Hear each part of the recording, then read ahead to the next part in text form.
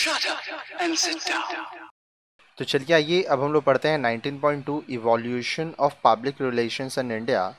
भारत में जनसंपर्क का उद्भव पढ़ते हैं आइए। Now let us see how public relations evolved in India. आइए अब हम देखें भारत में जनसंपर्क कैसे पनपा। You must have read stories about kings who went around in disguise to see for themselves what the people felt about their administration.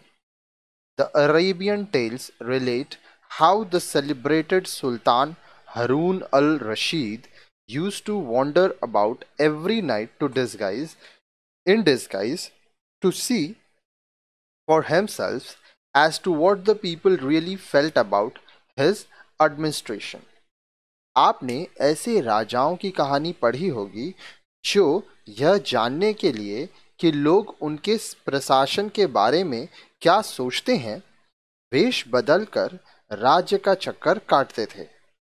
अरब के किस्से में बताया गया है कि मशहूर सुल्तान हारून अल रशीद खुद यह जानने के लिए कि लोग उसकी हुकूमत के बारे में दरअसल क्या नज़रिया रखते हैं, हर रात वेश बदलकर घुमा करता था।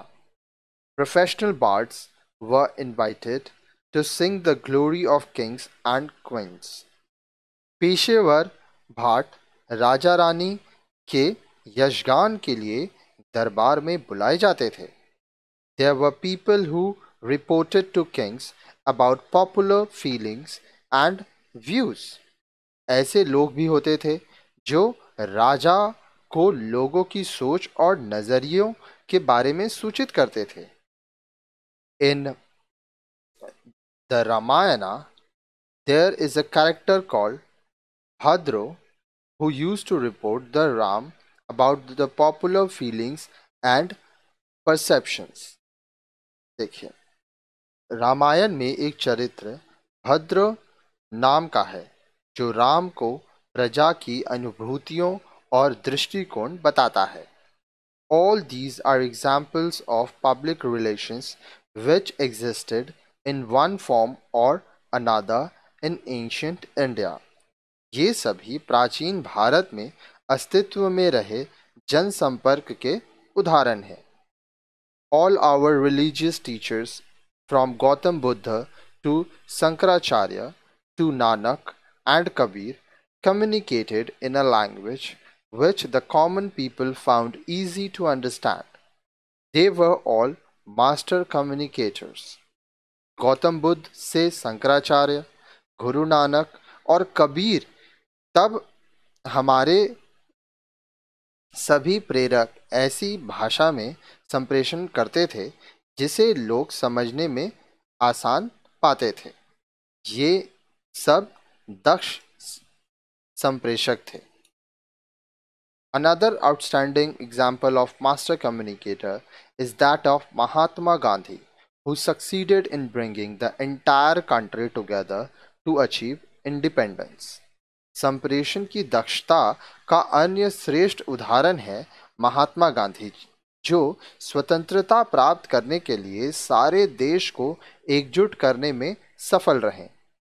All of them preached in a language which was understood by the masses with a view to changing their mindset in a particular direction. इन सभी ने ऐसी भाषा में लोगों की मानसिकता को दिशा विशेष में बदलने के इरादे से उपदेश दिए जो लोग समझ सकते थे। Spiritual leaders like Baba Ramdev and Sri Sri Ravi Shankar have also been successful in developing a huge mass base consisting of their followers by their simple and direct approach. Baba Ramdev और श्री श्री रविशंकर जैसे आध्यात्मिक गुरु भी अपने सरल सीधे तरीके से अपने अनुयायियों का एक विशाल जनाधार बनाने में सफल रहे हैं। Did you know? क्या आप जानते हैं? King Ashoka sent his children to Sri Lanka to spread the message of Buddhism. From his angle, his daughter Shanghamitra was the first woman public relations executive in history. सम्राट अशोक ने अपने ही बच्चों को बुद्ध के संदेशों के प्रसार के लिए श्रीलंका भेजा। इस नजरिए से उनकी पुत्री संघमित्रा इतिहास की पहली जनसंपर्क अधिकारी थी। However, a systematic practice of public relations in India began with the Indian Railways in 1920s. They utilized public relations activities such as exhibitions, festivals, and advertising in newspaper, both in India and England, to attract tourists to India. Bharat में जनसंपर्क सुव्यवस्थित रूप में 1920 के दशक में भारतीय rail ने शुरू किया। रेल ने प्रदर्शनी, समारोह और समाचार पत्र में विज्ञापन जैसी जनसंपर्क गतिविधियों का प्रयोग भारत तथा इंग्लैंड दोनों में सैलानियों को भारत की ओर आकर्षित करने के लिए किया। अब नेक्स्ट वीडियो में आप पढ़ेंगे गवर्नमेंट पब्लिक रिलेशंस स्ट्रक्चर।